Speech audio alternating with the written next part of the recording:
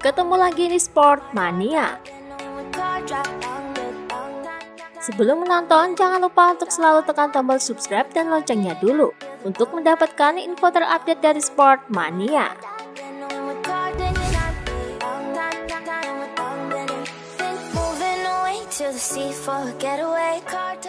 Dikutip dari Tuta Motori Web, Gigi Dalinya merasa puas dengan hasil kerja Ducati selama ini.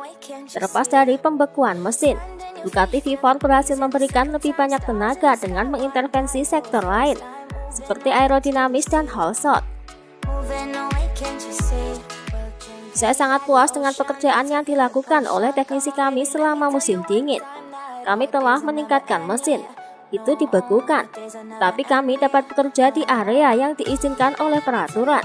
Kami juga melakukannya dengan sangat baik dengan sasis, ucap Dalinya. Ia menyebut kekuatan sebenarnya dari motor Ducati adalah kecepatan tertinggi. Dan bukan kebetulan bahwa di Losail para pembalapnya mencetak rekor kecepatan tertinggi baru. Juga berkat perangkat whole baru di bagian belakang yang memungkinkan para pembalapnya memanfaatkan traksi maksimal saat menikung.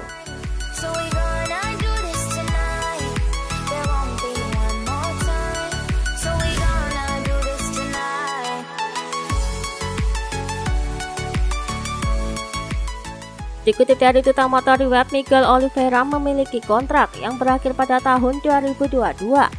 Berbeda dengan Binder yang sudah mendapatkan perpanjangan kontrak hingga tahun 2024. Saya harus bernegosiasi dalam tahun depan. Tetapi saya pikir di MotoGP hanya Brad dan Marc Marquez yang memiliki kontrak seperti itu. Marc adalah juara dunia 8 kali. Dan Brad baru saja menyelesaikan musim pertamanya di MotoGP. KTM rupanya melihat potensi besar, dan itulah mengapa mengambil kesempatan itu. Itu baik-baik saja dengan saya.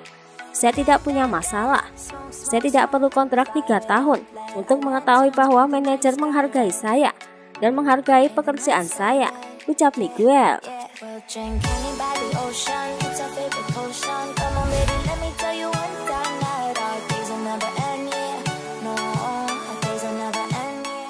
Pada akun Instagram pribadinya, Jonathan Rea mengunggah fotonya yang sedang bersepeda dengan teman-temannya. Kemudian ia mampir ke kafe milik Rossi di Tavullia untuk bersantai sejenak. Ia berlatih dengan sepedanya saat di Misano dengan tujuan Tavullia. Pada postingannya itu, Rea menuliskan caption saat di Misano, bersepeda pagi santai dan minum kopi di kafe Vale Yellow 46 di Tavullia, tulis Rea.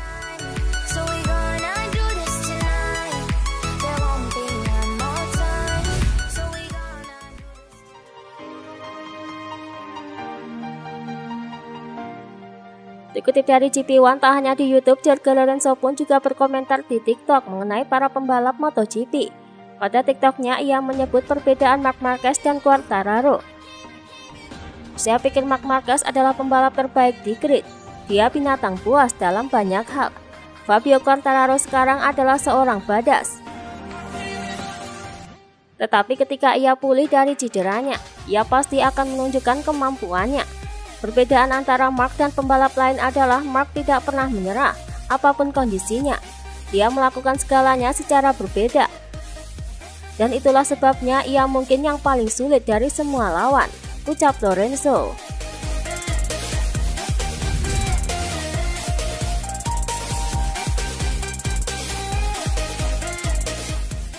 Dikutip dari Tuta Motori Web, Marc Marquez mengaku ia lebih senang crash setelah melakukan performa yang bagus daripada tidak jatuh tetapi tetap berada di atas motor sampai finish, karena menurutnya setidaknya ia sudah melakukan performa terbaiknya. Di sisi lain, saya lebih suka jatuh setelah performa bagus daripada menyelesaikan balapan dan mencoba untuk tetap duduk di atas motor. Jadi saya senang setidaknya bisa tampil bagus, ucap Marquez. Ia juga mengaku kesalahan strateginya di balapan Montmello kemarin. Kali ini saya mengambil resiko lebih banyak dari kompetisi, tetapi saya tidak tahu batasannya. Tapi ini adalah strategi saya. Saya mengambil banyak resiko dalam balapan. Saya harus mengakui bahwa strategi ini tidak berhasil saat ini. Tapi kami akan mencoba mengubahnya di masa depan, ucap Marquez.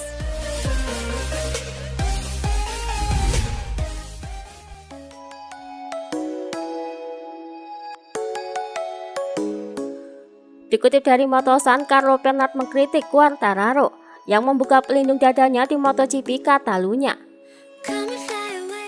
Aturannya jelas, balapan dalam kondisi seperti itu beresiko. Biasanya arah balapan harus mengibarkan bendera hitam atau membuatnya berhenti. Menurut pendapat saya, membiarkan dia melanjutkan adalah sebuah kesalahan, karena mengingat kecelakaan tragis di Mugello.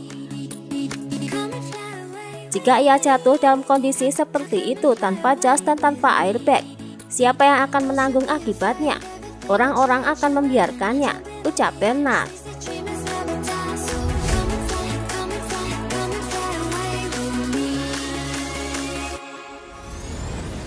Dikutip dari Duta Motor Web, Graziano Rossi berbicara isu pensiun dan masa depan Valentino Rossi. Tak hanya itu, ia juga memberikan informasi mengapa Fiat Montisik memilih Ducati untuk tim MotoGP 2022.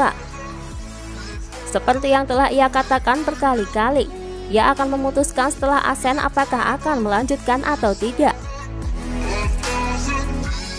Saya masih memiliki harapan bahwa dia akan kembali menjadi pembalap yang cepat. Dia melihat kemungkinan masih cepat, dan saya juga melihatnya di awal musim, ucap Graziano. Saya membayangkan Ducati karena dua alasan.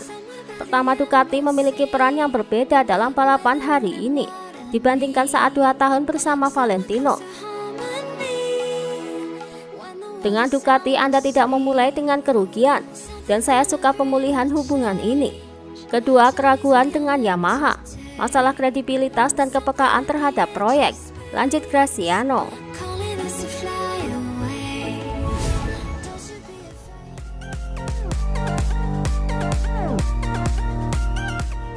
Dikutip dari Duta Motor Web, Ibu Rossi, Stefania Palma menjawab rumor anaknya yang diisukan akan pensiun. Ia tampaknya tidak suka dengan rumor itu. Ia pun memprotes Yamaha yang memberikan motor yang menurutnya aneh. Valentino bukanlah seseorang yang meninggalkan barang-barangnya yang belum selesai. Juga dari tes Barcelona setelah GP dia melakukan 72 lap. Seorang pembalap yang berniat berhenti balapan dalam 72 lap uji coba pada minggu lalu untuk lebih memahami masalah motor. Faktanya Yamaha ini aneh. Ini berjalan dengan baik dalam latihan dan meledak dalam balapan. Valentino terus melakukan apa yang selalu dia lakukan. Dia benar-benar marah, tetapi tidak berkecil hati, ucap Stefania.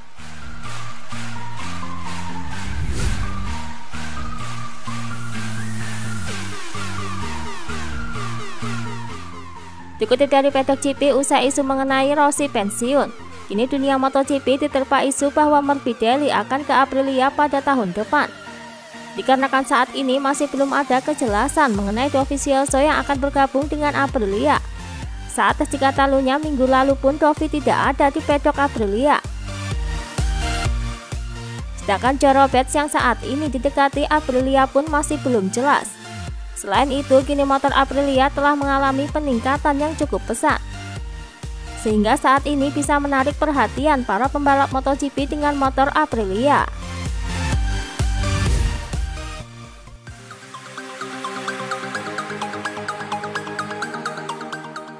Dikutip dari Motosan, pengamat MotoGP Denis Noyes dan Judith Florenza menyebut kesalahan terbesar Honda yang membiarkan Dani Pedrosa pergi, hingga kini berhasil memberikan KTM motor yang kompetitif.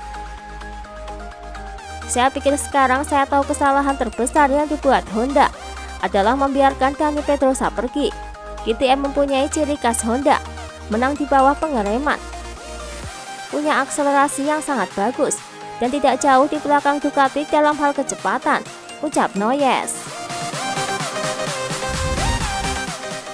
Itulah tadi beberapa informasi dunia MotoGP yang bisa kami sajikan. Terima kasih telah menonton video ini. Selalu ikuti informasi MotoGP kami lainnya. Salam Sport Mania.